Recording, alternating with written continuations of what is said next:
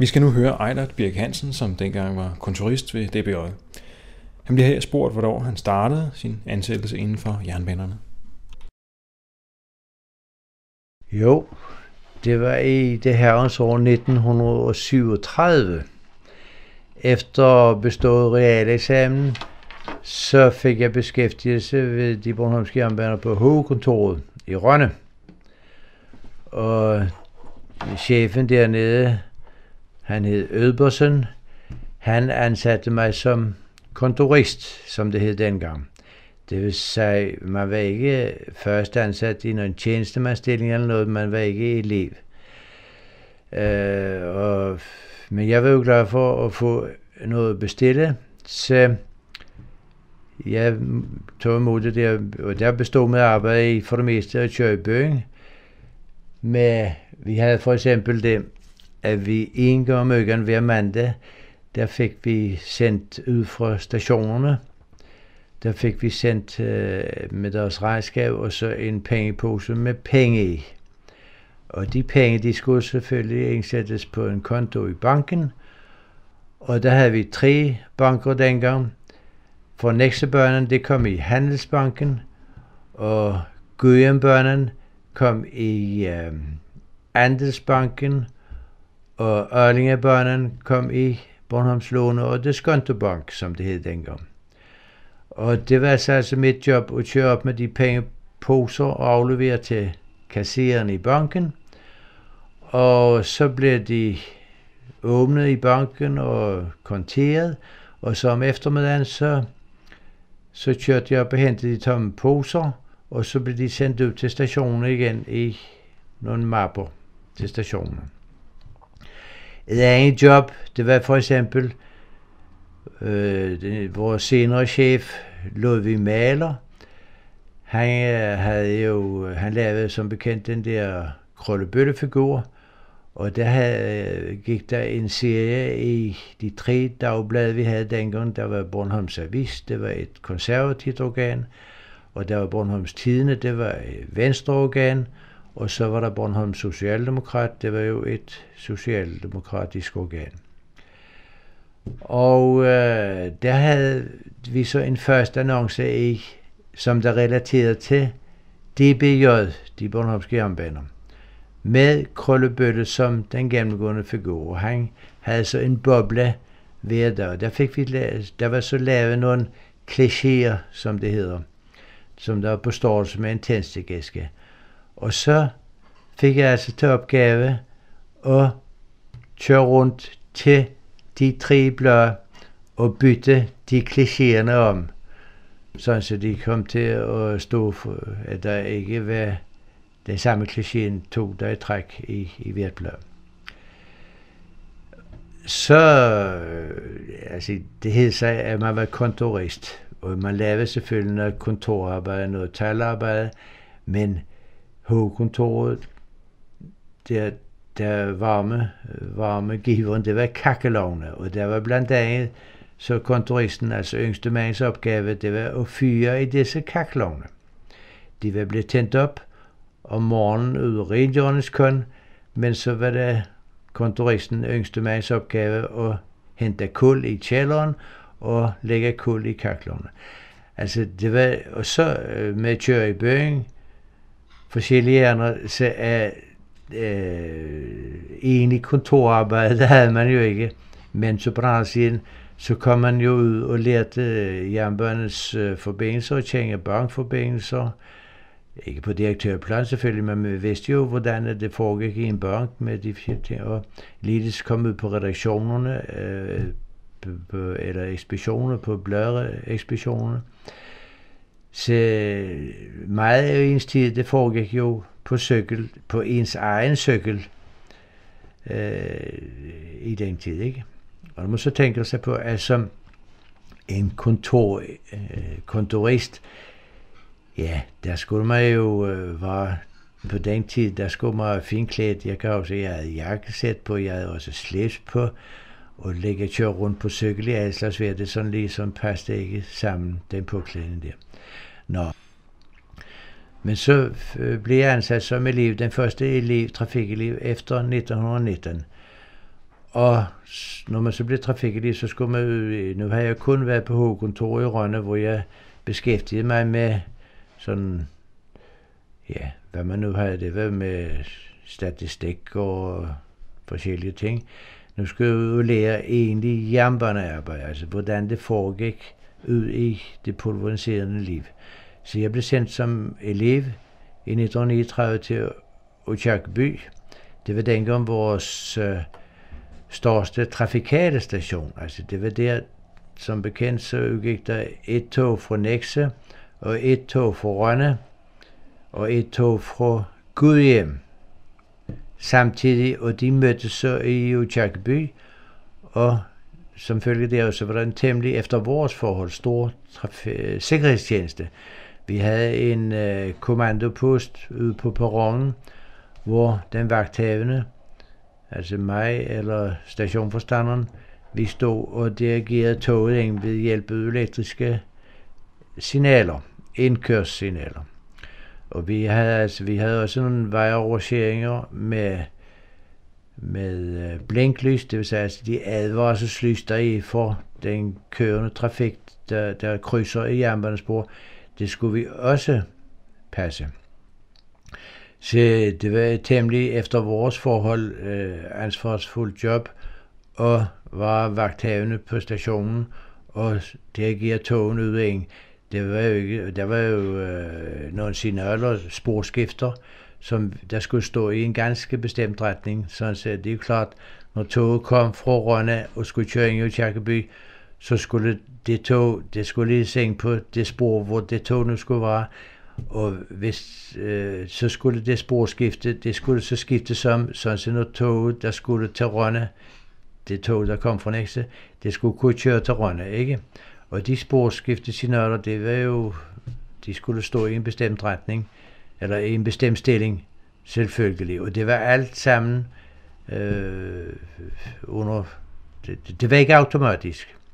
Så man skulle være meget opmærksom på det, og det var især galt, eller det var især under is- og snevinter, hvor der kom is og sne i, så skulle de sporskifter, skulle man være meget opmærksom på, at de sporskifter stod rigtigt.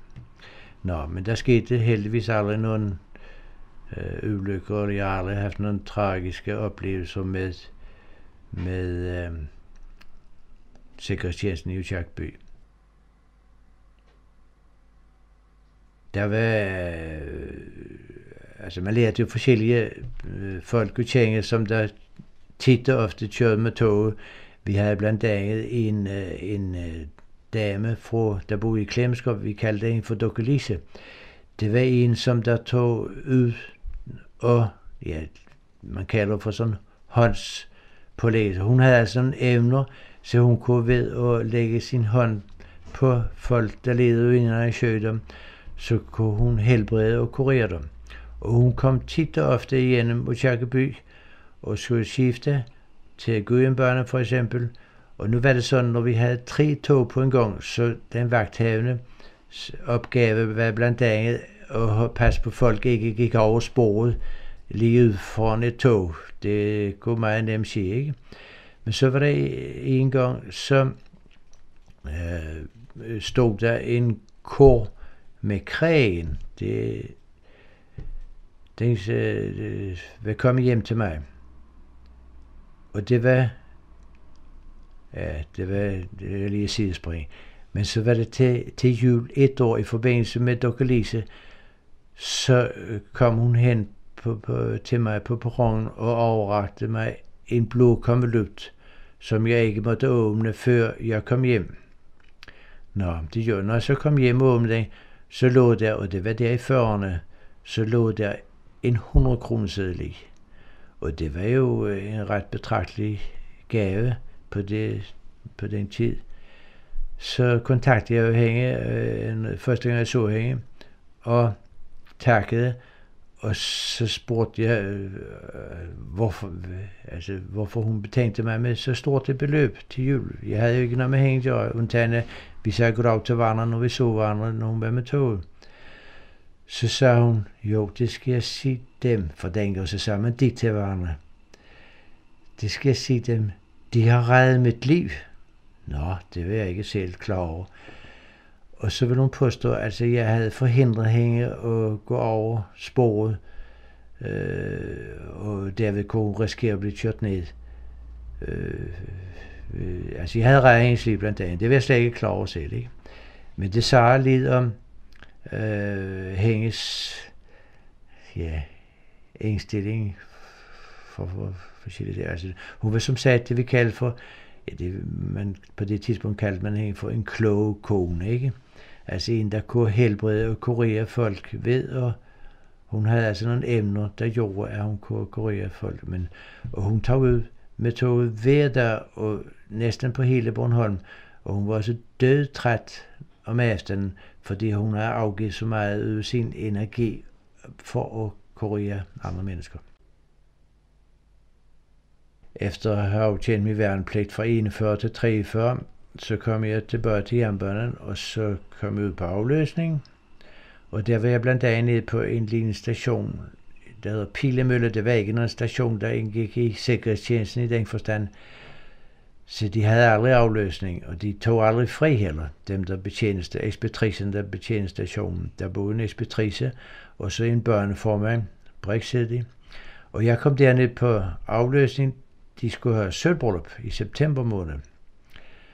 Og det viser altså, hvordan man blev, det var barnløst ægteskab, de havde, og de havde deres sølvbryllup, og det blev holdt med store festivitas på et hotel nede på Duode, og der blev jeg så inviteret med til det sølvbryllup. Og jeg husker så tydeligt, fordi jeg skulle cykle ned, og jeg måtte bryde op før det var et gildet gode gamle søs, der var til langt ud på morgenen. Men jeg var nødt til at cykle hjem, fordi vi skulle hejse flagget, for kong Christian den 10. havde fødselsdag dagen efter deres sølvbryllup. Og der skulle vi altså være hjemme og hejse flagget kl. 8. Flaget skal jo hejses kl. 8, ikke før. Kun efter, hvis solen står op senere. Og det var det positive ved Brixer, så har jeg ladet mig fortælle, at de har altid en gris. Altid en gris. Og den betragtede de som et barn af familien, for den havde altid en rød sløjfe om halsen, og så fik den lov at komme ind i staven til dem. Og det er jo nok et særsyn, det tror jeg ikke, der er mange, der har holdt gris på den måde, men det gjorde de. En anden oplevelse, jeg havde, det var, jeg var på afløsning. Jeg var ofte tit oppe i Østermarie afløser. Og Østermarie, det var en af de største landstationer, vi havde dengang. Og der var både jernbane og postkontor. Altså stationsmesteren, han var også postmester, ikke? Og det var så underlagt, i det tilfælde her var det underlagt Svaneke postkontor, hvor der var en postmester. Og der i Østermarie, det var netop en stor station. Der var 6 store A-rupter. Det ved jeg ikke, om det sagde en så meget, men det var så meget postbyde, var der ikke på nogen anden station på Bornholm.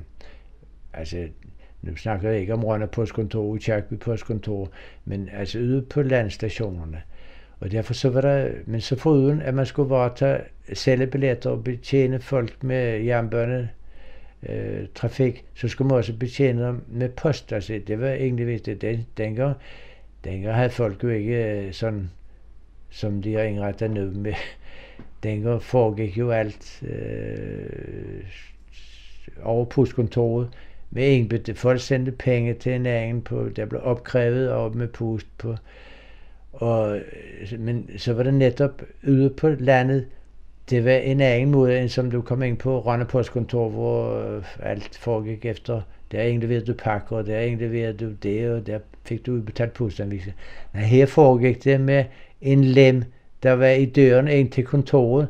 Folk de bankede på lemmen, så lukkede man lemmen ned, og så var jeg så for et positivt tilfælde en gang i Østermarie.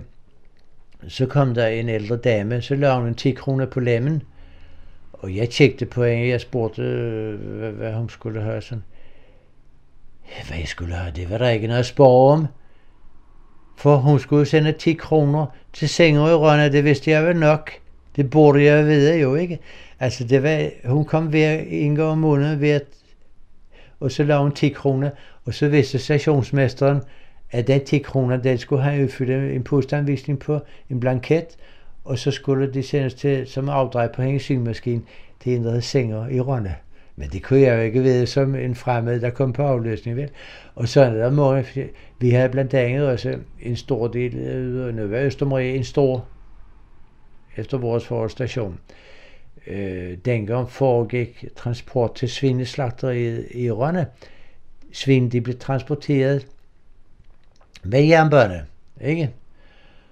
Og der kunne vi godt have en 3-4 som en godsvogne fyldt med svin. Og så, hvordan kunne de så se ud på slagteriet, at det svin kom fra Store Myrgård i Østermarie? Jo, det kunne de, ved det at hvert svin, det blev stemplet på, vi fører sådan nogle lister, og så stempler vi svinet med, vi havde sådan nogle mærker med syle, altså sådan et rundt mærke med syle, der forestillede V for eksempel, eller det havde et bestemt tegn, ikke? Og så slog vi det mærket ned i svinets højre forbag, for eksempel. Så skrev vi højre forbag, og så mærket V, og det var så Rasmus Jensen Store Myrgård, han havde andelsnummer det på sådan en lister, ikke? Og så fortsatte vi med på bag altså det er en ganske bestemt forretningsorden, hvad det af svinet skulle mærkes. Så kan man snakke om det var dyrplageri eller det. Der kom blod frem i hvert fald, fordi deres søm der, de var jo skarpe, og de skulle sidde i mærket i svinet, når det blev slagtet på slagteriet jo. Ikke?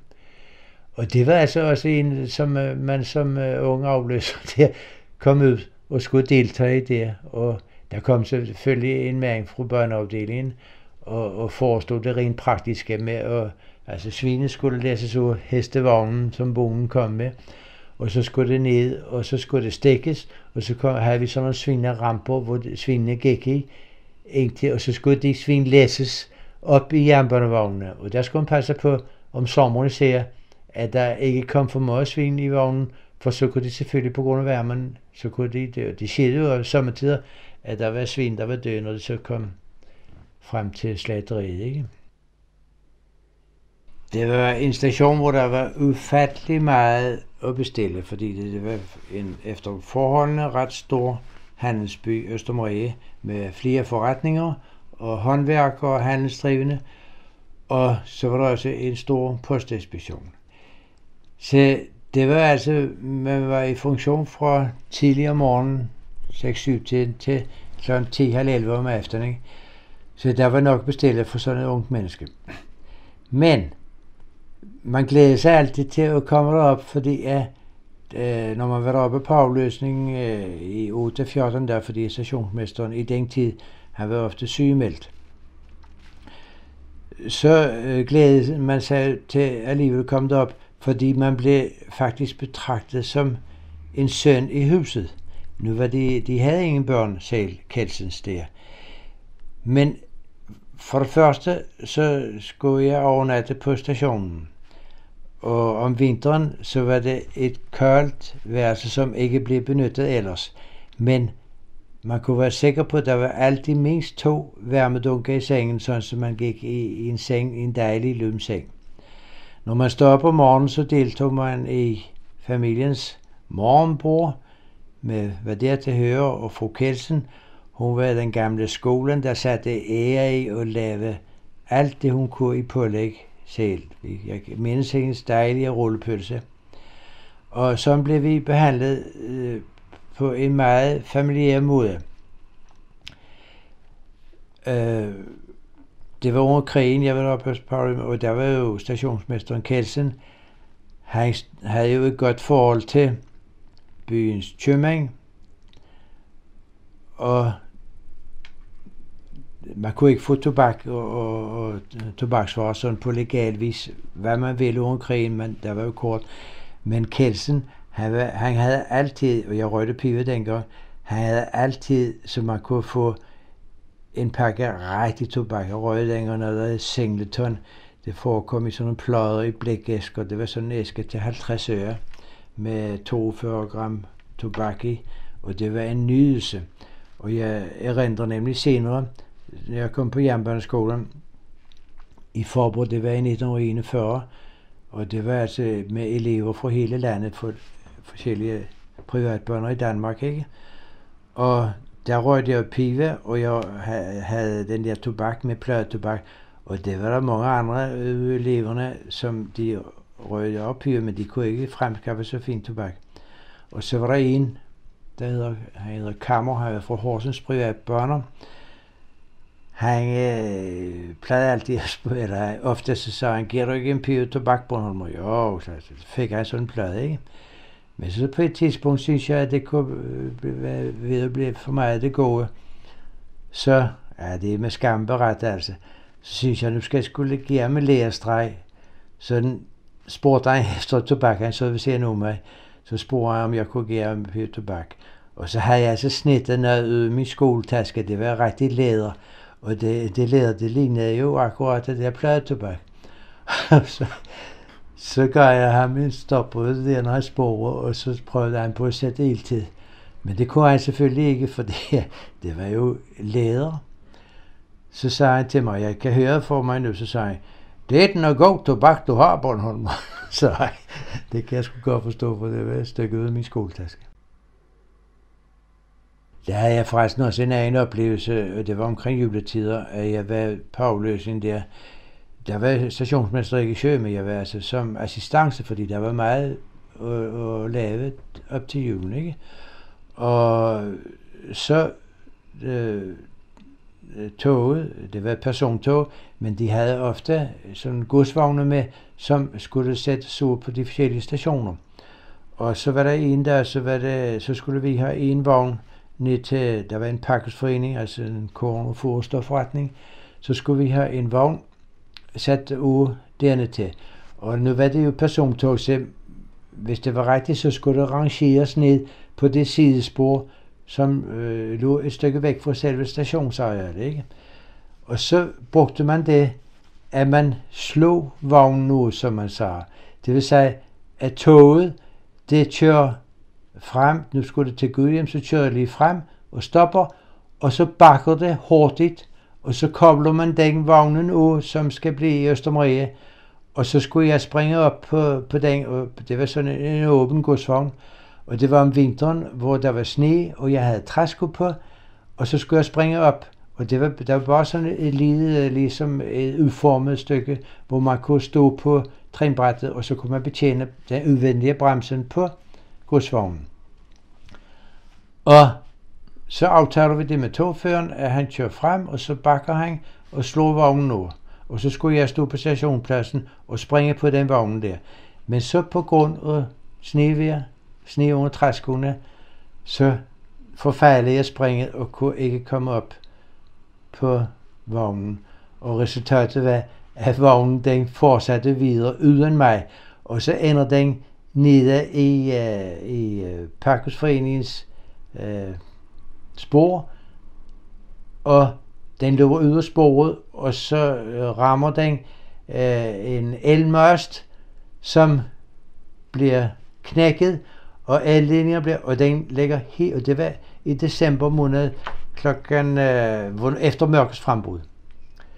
Og da frisøringens hårtørapparat gik i stå, og alt elektriske apparater og lyset, det gik ud i hele Østermarie by. Og det var på grund af, at jeg ikke kom op og kom op og sprang på den vogn der, og kunne betjene den med bremsen og bremse den vogn, ikke? Så det var en kedelig oplevelse, og det rygtes jo snart i byen årsagen til det der, at lyset gik ud. Så jeg var jo ikke ret populær den jul i Østermarie by. Men det var pudsigt at komme ud på landet på stationer, fordi man lærte så mange forskellige typer at kende, og det var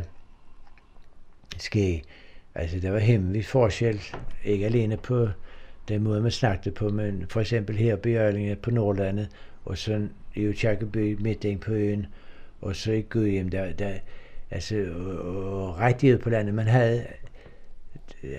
havde jo, hvert sted havde faktisk sin levevis, der var karakteristisk for det sted, ikke? Altså den måde, man omgikkes på den måde, man snakkede til hinanden på, og så når man så kom som en fremmed sådan på afløsning en dag eller to, ja, så forudsatte folk, der kom med dårsærende, at det vidste man, altså man havde kendskab til nu en bestemt ting, et objekt man snakkede om, eller man behandlede, det burde man jo vide jo, ikke?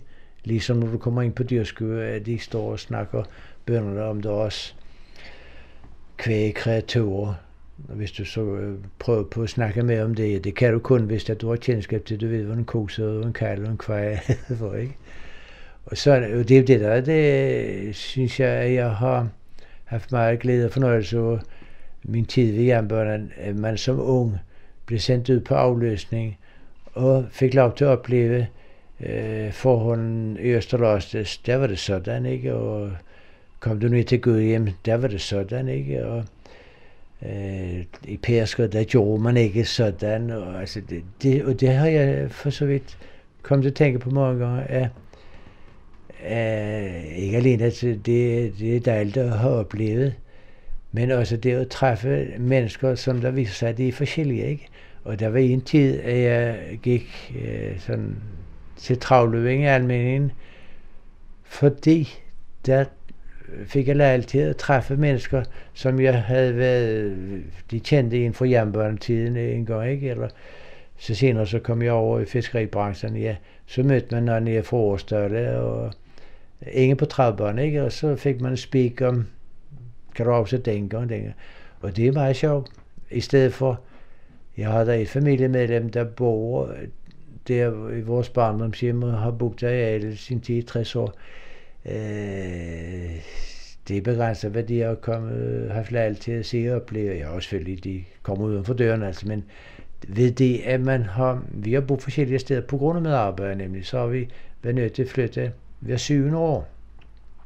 Fordi at dengang var ved jernbanen, så skulle man bo der, hvor man var stationeret. Så søgte jeg fra jernbanen, der skulle du bo i Olsker Sogn, hvor jeg fik stillingen som regnskabsfører i en salgsforening i Tegn, ikke? Der skulle du bo. Det var selvfølgelig have noget at gøre med skatten, antageligt. Der, hvor du tjener dine penge, der skulle du også lægge din skat, og det er ganske naturligt, men sådan er det jo ikke i dag. Der kan man godt, det er derfor, der er fundet det der begreb, der hedder pendler, ikke? Altså, vi har set en søn, som bor her i Tegn, men som har sit job i Dragør, han er ansat inden for lodsvæsen, ikke? Og det kan godt lade sig gøre. Han kan pendle imellem Bornholm og så. Men altså, det kunne man ikke for jernbanen ikke forestille sig, for hvis du var stationeret i Aakirkeby, så fik du en løn med et sted til. Det indgik i løn, den var sammensat af forskellige tillæg. Og der var stedtillægget, men det var forskelligt fra Rønne og fra Nexø. Altså i Rønne, der fik du et stedtillæg, i Aakirkeby fik du et stedtillæg, og det stedtillæg, det var sikkert beregnet ud fra leveomkostningerne på stedet jo. Ikke? Når du var på en landkommune, så fik du slet ikke stedtillæg. Altså i Pærsker, Østermarie, Bosker.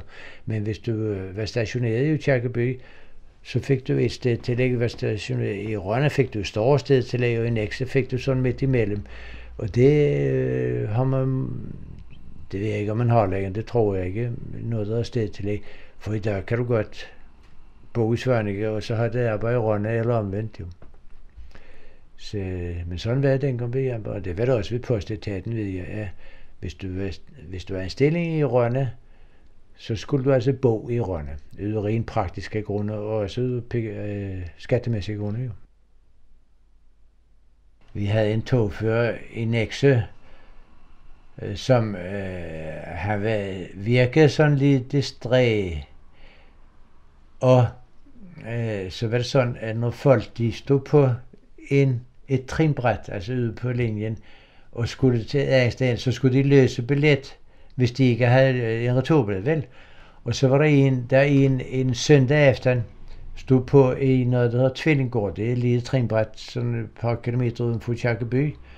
Og så skulle de, og så kommer de op i toget, Og så er det sådan, når toget standser ved en station, så står togføreren over, og så råber han stationsnavn, for sådan at passagererne de kan høre, hvor det er henne, at de kan måske.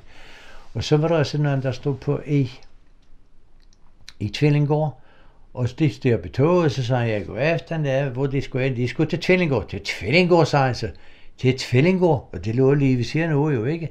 Men det var dårligt vejr, så de syntes, de ville tage med til det. Og billettene kostede 35 øre. Og så var han så optaget der, så ingen de vidste ud.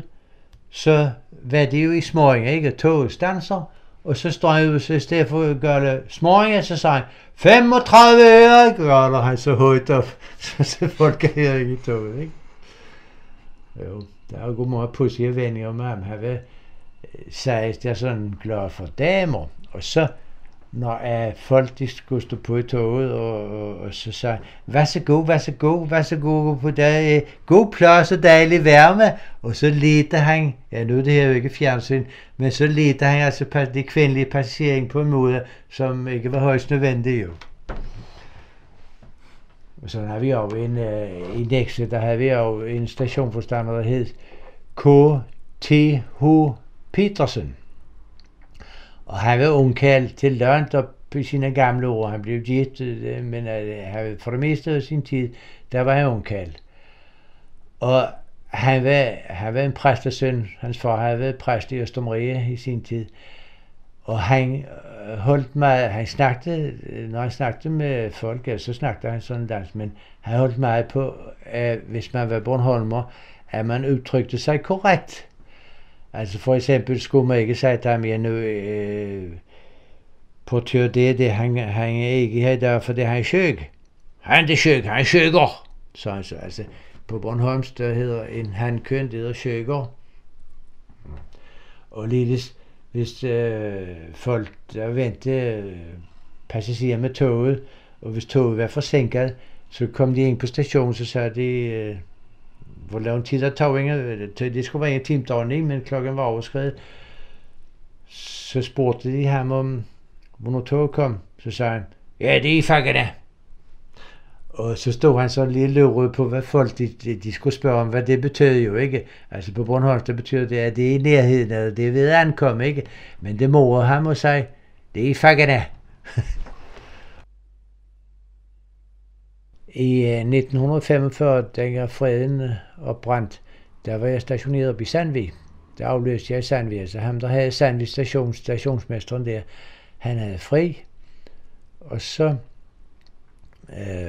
gik mig og så en togfører, som, altså, det var en togfører for Rønne, men altså, det var det sidste tog, og så skulle han overnatte i Sandvig med det tog, ikke? Og så gik vi også en tur. Når vi så kom hjem, så hørte vi fredsbudskabet, og det hørte vi, det var nemlig oppe i Sandvig, at det skete. Og så på den måde, så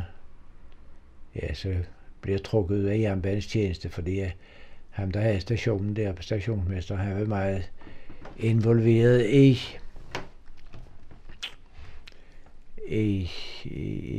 altså alt det, der foregik under krig med frihedskampen og sådan noget, ikke? Og så på den måde, så kom jeg også med ind under der, og jeg kan ikke prale med, men jeg kan da se, det gjorde Svend Paul Emil Lund Pedersen. Han fortalte en gang til en af vores festlige lejligheder, at Svend og mig, vi var jo nok de eneste danske soldater, der havde ligget sammen med den russiske marine, ikke? Og det var vi, for jeg var nemlig der på dengang, at russerne de kom til Bornholm. Det første tog, det glemmer jeg aldrig. Det var nemlig med et damplokomotiv foran, med damplokomotiv som trækkraft, ikke? Med russiske soldater, som der var landet med skib i Rønne, og så blev transporteret videre op til Sandvig, og der er vi de store sommerhoteller oppe i Strandhotellet, og ja, hvad det hedder, deroppe, Hotel Hammershus og Hammersø, og der havde tyskerne i forvejen beslaglagt, hvor der lå deres sårede, altså soldater og civilbefolkning også, de lå jo rundt omkring. Og der er et billede, når vi nu snakker om det, at jeg kom til at tænke på, altså toget var fyldt med soldater, og der var også tyske flygtninge med. Det lyder lidt mærkeligt altså, men det var et tog med militært personal. Og så foran på lokomotivet, der var 2 soldater med maskingevær placeret. De troede, de var i krigen nu. De kom jo ned fra krigens land i Tyskland jo, ikke? Og når det kommer ind på Sandvig station der, og så man modtager det, så kigger man jo en gang, at det er bemandet med 2 soldater med kanoner.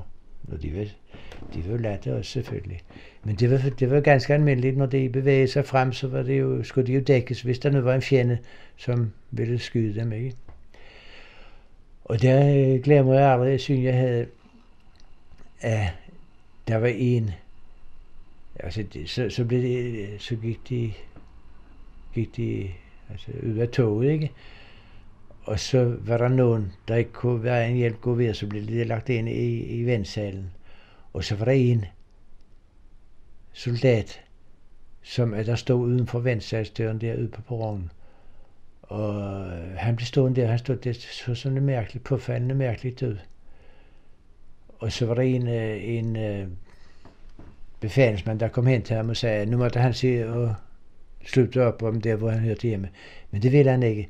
Så viste sig, så havde han altså en pårørende, der lå en døende inde i ventesalen, altså om der var hårdt sår eller noget, og han ville ikke vige fra ham altså. Det står tydeligt for mig nu. Netop i 1941, tror jeg, der har været. Som bekendt, så blev der afholdt dyrskuing i Almen hvert år, eller en økonomisk forening. Og så kom jeg lige hjem fra, jeg var på jernbaneskole i Faaborg, og det var i 41. Og dyrskud der afholdt, så betjente jeg sidste juni eller 1. juni. Og der blev jeg sendt ind for at betjene Christianshøj trinbræt. Det ligger der endnu, ikke? Bygningen ligger der endnu. Og det var jo, at jeg sagde trinbræt, for et trinbræt, det er altså en stationsbygning, der ikke er betjening på. Hvor hvis folk skal med toget, og så løste de billettet i toget hos togføreren. Men eftersom dyrskuet, der skulle transporteres dyr ind med jernbanevogne, med tog, ikke? Og folk skulle transporteres med, så ville det blive en stor station netop i dyrskudderne.